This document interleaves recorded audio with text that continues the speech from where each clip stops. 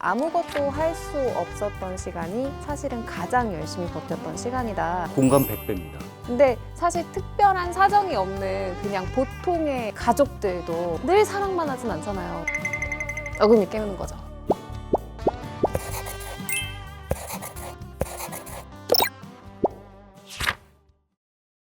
사람과 사람 사이에 대화가 필요하다는 건 누구나 다 아는 얘기지만 서로가 만족하는 대화를 한다는 건 좀 어려운 일인 것 같습니다.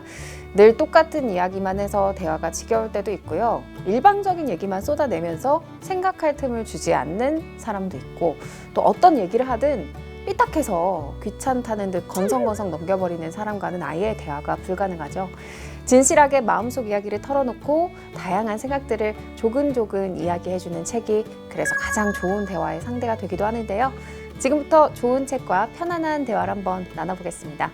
MBC 아나운서국과 예스24가 함께하는 이 책 하나 시작합니다. 안녕하세요. 이 책 하나의 북자키 MBC 아나운서 이선영입니다. 일본의 영화배우이자 감독인 기타노 다케시는 가족을 이렇게 정의한 적이 있는데요. 가족은 아무도 보지 않는다면 내다 버리고 싶은 존재다. 조금 과격하긴 한데 가족이 세상에서 가장 소중한 존재라는 걸 알면서도 실제로 우리는 가족 때문에 좀 힘들고 가족이어서 서운하고 가족이기 때문에 구속당하고 또 구속하고 사랑받고 싶은 만큼 더 미워지기도 하는데요. 그러다 시간이 좀 흐르고 가족과 조금씩 거리를 두면서 객관적으로 바라볼 수 있을 때가 되면 함께 부대끼며 살아갈 때는 몰랐던 가족의 모습들을 새삼스럽게 발견할 때가 있습니다. 아마 오늘 소개해드릴 이 책을 보시면 새삼스럽게 우리 가족에 대해서 잊고 있던 많은 기억이 떠오를 것 같은데요. 바로 김소연 작가의 어금니 깨물기입니다.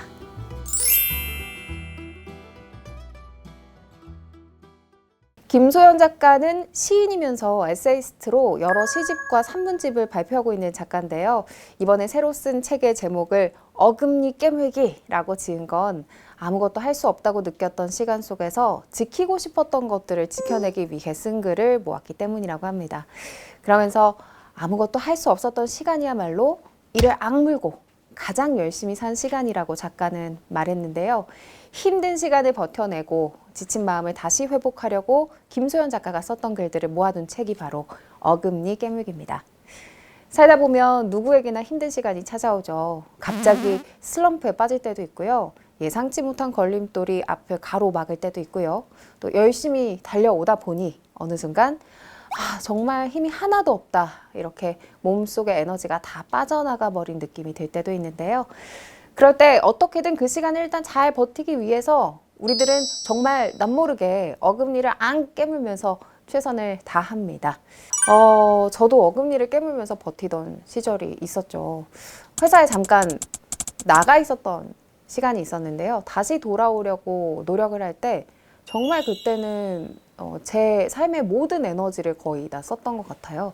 그렇게 어금니를 깨물면서 버텼던 시간들이 있어서 제가 이제 다시 너무나 사랑하는 이 직업을 할 수 있었기 때문에 지금은 그때 힘든 기억이 조금은 없어졌는데 그 당시를 돌이켜보면 정말 모든 힘을 다해서 버텼던 것 같아요. 김소연 작가 역시 이 책에서 그렇게 열심히 버텼던 순간들을 써 내려가고 있는데요. 첫 시집을 낼 때까지 시만 쓰면서 버텼던 시절, 또 자신이 좋아하는 외국 시인들의 시를 읽으면서 시에 대한 무한한 애정으로 버텨온 시간들, 그리고 현실에서 힘든 순간마다 시를 쓰고 글을 쓰면서 버텨온 이야기들을 담담하게 이야기하고 있습니다. 특히 김소연 작가는 이 책에서 누구보다 솔직하게 가족에 대한 이야기를 들려주는데요. 우리가 자기소개서에서 흔히 쓰는 말 있잖아요. 우리 가족은 자애로운 엄마와 인자하신 아버지가 계시고 화목한 가정입니다.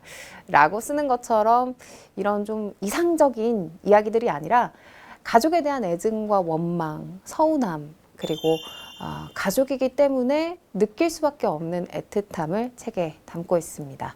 그래서 김소연 작가의 글을 읽다 보면 자연스럽게 엄마 이야기에서 우리 엄마의 얼굴이 떠오르고 또 아버지 이야기에서는 우리 아빠는 어땠었지? 이렇게 생각하게 되고 어린 시절 오빠와의 기억을 적은 부분에서는 나의 어린 시절이 함께 소환되는 마법의 시간이 펼쳐지는데요.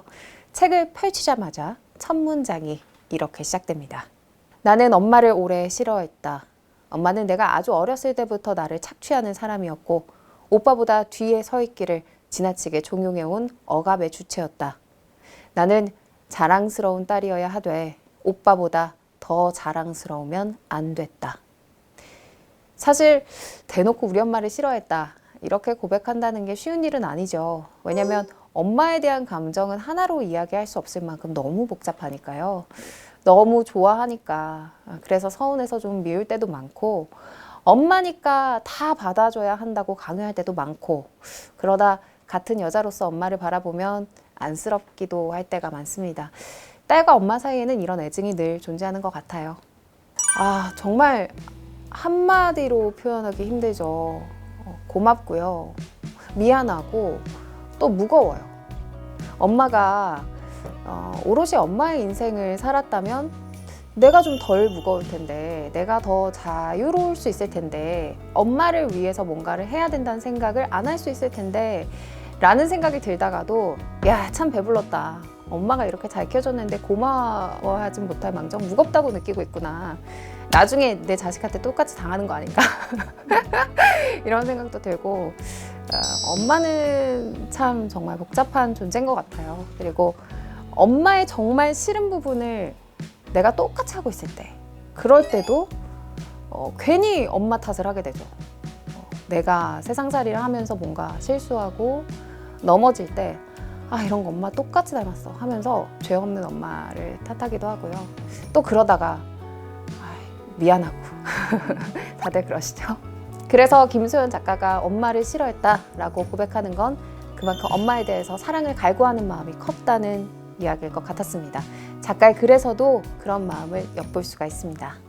숟가락이 입속을 들락거릴 때에 치아와 부딪히는 소리 또한 좋아한다. 수프나 뜨거운 국물을 떠 마실 때의 느낌을 특히 좋아한다. 젓가락을 쓸 때에는 손에게 쾌락을 주는 느낌이라면 숟가락을 쓸 때는 크게 벌린 입에게 쾌락을 주는 느낌이 든다. 숟가락에 그득 담긴 찰랑찰랑한 액체를 입에 넣으면 어쩐지 물약으로 된 해열제를 나에게 떠먹이던 어릴 적 엄마가 눈앞에 있는 것만 같고 나는 곧 회복될 것만 같다. 엄마가 싫다고 고백한 작가가 숟가락으로 먹을 때마다 엄마가 해열제를 떠먹여주던 순간을 떠올린다는 건 그렇게 우리를 돌봐주던 엄마에 대한 그리움과 사랑이 여전히 남아있다는 이야기일 텐데요. 김소연 작가는 그토록 싫어했던 엄마가 알츠하이머에 걸리면서 누군가의 엄마로 살았던 시간들이 거의 다 망각돼 버리는 순간 이제야 엄마를 싫어하지 않게 됐다고 고백합니다. 그리고 이제 엄마는 엄마를 끝내고 나의 자식이 되었다고 표현했는데요. 이런 감정은 우리들 누구나 공감하는 이야기 같아요. 어릴 때는 부모님이 뭐든 다 해줄 수 있고 또 무조건 기댈 수 있는 사람으로 생각됐지만 세월이 흐르면서 오히려 부모와 자식의 입장이 좀 역전되는 경우가 있죠.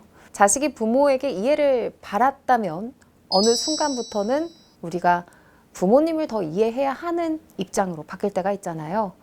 그 시절 우리 엄마도 참 많이 힘들었겠구나. 내가 부모가 돼 보니 그 마음을 짐작할 수 있을 것 같다고 느끼는 분도 계실 것 같습니다. 그래서 이 책을 읽다 보면 우리 모두 각자의 부모님을 떠올리게 되면서 지나온 시간의 기억들과 조금씩 화해하고 싶은 마음이 드는 것 같아요. 아버지는 자식들의 우상이었던 적이 없었다. 능력도 제로였지만 권위나 억압도 제로였기 때문에 아버지는 가족의 평등한 일원에 가까웠다. 하지만 오래 기억하고 이야기를 나눌 이미지 몇 가지를 확실하게 선물해 주시기는 하셨다. 이를테면 전나무 같은 것. 12월이 시작되면 잘생긴 전나무를 가져와 마루 한쪽에 세워두고 자식들에게 크리스마스 장식물을 매달게 했다. 반짝이는 크리스마스 전구에 휩싸인 전나무의 모습은 아버지의 모습이기도 했다. 플라스틱이 아닌 진짜 전나무. 크리스마스 시즌에만 잠시 빛나던. 도미노 게임처럼 소중한 걸 너무 가까이 두지 마라. 하나가 무너져도 연쇄적으로 무너지진 않도록 조금 멀리 두어야 한다. 사람도 마찬가지다. 아버지가 해준 말 중에 큰딸이 기억하고 있는 유일한 말이다. 좀 뻔한 말이긴 한데요. 제가 몇 년 전에 오래 사귄 남자친구랑 이제 헤어지고 집에 들어왔는데 엄마가 저를 이렇게 한참 보시더니 우리 딸이 행복했으면 좋겠어 한마디 하셨거든요. 그때 그러고 들어가서 안 그래도 서러운데 엄마가 그렇게 얘기하니까 펑펑 울었던 기억이 나요. 책에서 김소연 작가는 부모님에 대한 기억뿐만 아니라 어린 시절 여러 가지 추억을 하나하나 꺼내서 보여주는데요. 그 추억들을 보고 있으면 마치 우리가 어릴 때 갖고 놀았던 장난감을 한동안 잊고 있다가 다시 만난 것처럼 반갑고, 또 작가의 부모님이 주고받았던 예전 연애 편지와 연애담을 읽고 있으면 우리 엄마 아빠는 어떻게 만나고 사랑해서 결혼했을까, 이런 게 또 궁금해지고요. 자신을 너무 예뻐해 주셨던 외할머니였지만 정작 작가가 외할머니 이름도 모르고 있었다는 사실에 우리 외할머니 이름 뭐더라? 이런 생각을 하게 됐습니다. 이렇게 작가의 추억과 우리의 추억이 교차하면서 그 사이에 이해와 공감의 시간을 만들어주는 게 바로 이 책의 매력이고 미덕인 것 같습니다. 어금니 깨물기에는 김소연 작가의 가족에 대한 추억뿐만 아니라 작가가 좋아하는 장소나 여행지에 대한 이야기, 그리고 친구에 대한 이야기, 작가가 좋아하는 시인에 대한 이야기 등 작가가 회복의 시간을 보내는 동안 만나고 생각하고 추억하고 경험한 이야기들이 잔잔하게 펼쳐지는데요. 특히 시인으로서 시에 대한 애정이 책 곳곳에 자연스럽게 드러나고 있습니다. 미치도록 기쁜 첫 시집들보다 실은 시인의 마지막 시집에 나는 더 마음이 간다. 마지막 시집은 대개 자신이 곧 죽게 된다는 암시로 가득하다는 식으로 회자된다.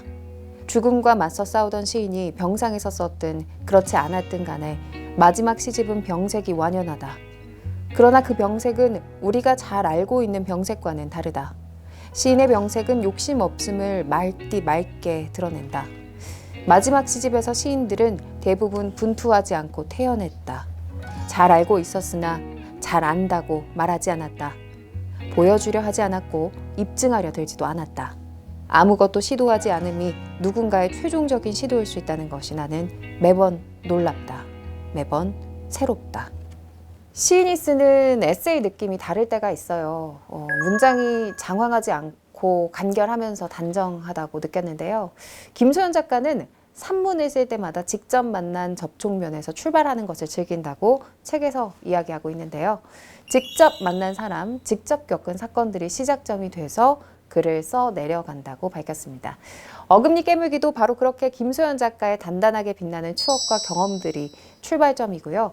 그래서 더 많이 공감하게 되고 또 우리의 가족과 우리의 젊은 시절 꿈과 지나온 시간들을 너그럽게 바라보고 안아줄 여유가 생기는 것 같습니다. 어금니 깨물기, 이 책을 읽다 보면 우리가 잊고 있던 작은 기억들이 힘든 순간 우리를 위로하는 추억이 될 수 있다는 것을 느낄 수 있을 겁니다. 오늘의 이 책 하나, 김소연 작가의 어금니 깨물기와 함께 했는데요.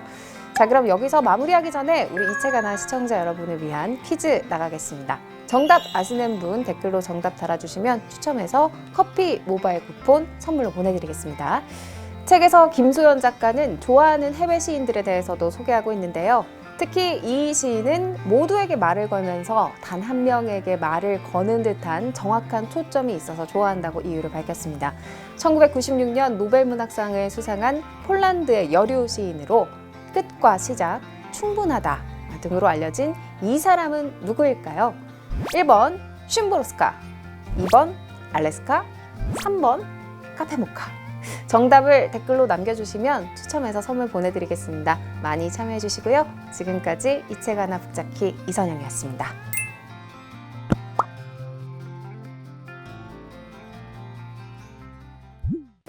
네, 오늘 제가 이 책 어금니 깨물기를 선물하고 싶은 사람은 오승훈 아나운서입니다.